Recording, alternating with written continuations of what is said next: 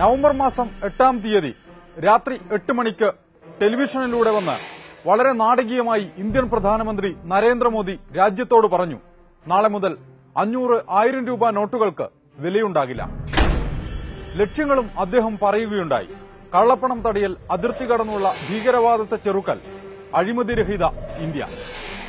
ഒരു മാസം പിന്നിടുമ്പോൾ എന്തൊക്കെ നടന്നു ഇന്ത്യയിൽ?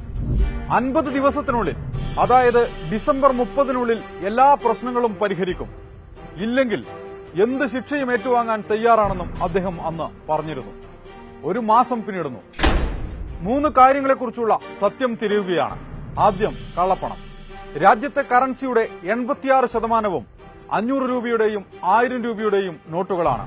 അതായത് 15 ലക്ഷം കോടി രൂപയുടെ നോട്ടുകളാണ് 500-ന്റെയും 1000-ന്റെയും പിൻവലിച്ചിരിക്കുന്നത്.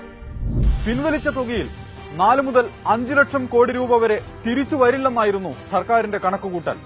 ഇത് കള്ളപ്പണമായിരിക്കുമെന്നും അവർ വിശ്വസിച്ചു. പക്ഷേ ഇതുവരെ 13 ലക്ഷം കോടി രൂപയുടെ നോട്ടുകൾ തിരിച്ചെത്തി. അതായത് പിൻവലിച്ച തുകയുടെ 80%-ലധികവും തിരിച്ച് ബാങ്കുകളിൽ തന്നെ എത്തി. പ്രധാനമന്ത്രി പറഞ്ഞതനുസരിച്ച് ദിവസങ്ങൾ ഇനിയും ബാക്കിയുണ്ട്. അതിനിടെ റവന്യൂ സെക്രട്ടറി ഹസ്മുഖ് അദിയ പറഞ്ഞത് കേട്ടില്ലേ? പിൻവലിച്ച മുഴുവൻ നോട്ടുകളും തിരിച്ചെത്തുമെന്ന്. അങ്ങനെയെങ്കിൽ എവിടെയാണ് സാർ കള്ളപ്പണം? ഉണ്ടെങ്കിൽ തന്നെ അതെല്ലാം വെളുത്തു കഴിഞ്ഞുവെന്ന് ചുരുക്കം. അഴിമതി ഇല്ലാതാക്കുക എന്നതായിരുന്നുവല്ലോ അദ്ദേഹത്തിന്റെ മറ്റൊരു ലക്ഷ്യം. ചെറിയ നോട്ടുകളുടെ അഴിമതിയാണോ അദ്ദേഹം ഉദ്ദേശിച്ചത് എന്നറിയില്ല. രാജ്യത്തിന്റെ വിവിധ ഭാഗങ്ങളിൽ നിന്ന് ബിജെപിക്കാരുടെ കൈവശം നിന്ന് പിടിച്ചെടുക്കുന്നത് 2000-ന്റെ വലിയ നോട്ടുകെട്ടുകളാണ്. ഇനി പ്രധാനപ്പെട്ടതും മൂന്നാമത്തേതുമായ വിഷയത്തിലേക്ക് വരികയാണ്. അതിർത്തി കടന്നുള്ള ഭീകരവാദം ചെറുക്കൽ. ലോകത്ത് ഏറ്റവും കൂടുതൽ ക്യാഷ്ലെസ് ഇടപാടുകൾ നടക്കുന്ന രാജ്യങ്ങളിൽ ഒന്നാണ് ബെൽജിയം. 93% ഇടപാടുകളും അവിടെ നടക്കുന്നത് ക്യാഷ്ലെസ് ആയാണ്.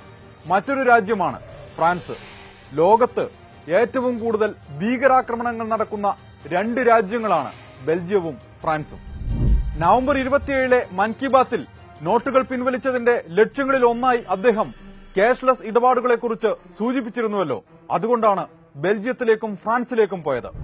പ്രിയപ്പെട്ട പ്രധാനമന്ത്രി, ഡിസംബർ 31-നകം പ്രശ്നം പൂർണ്ണമായും പരിഹരിച്ചില്ലെങ്കിൽ എന്ത് ശിക്ഷയും ഏറ്റുവാങ്ങിക്കൊള്ളാമെന്ന് അങ്ങ് അന്ന് പറഞ്ഞിരുന്നുവല്ലോ. വേണ്ട സാർ, ഈ രാജ്യത്തെ ജനങ്ങൾ ക്യൂവിൽ നിന്നുകൊണ്ട് ശിക്ഷ ഏറ്റുവാങ്ങിക്കൊണ്ടേയിരിക്കുകയാണ്.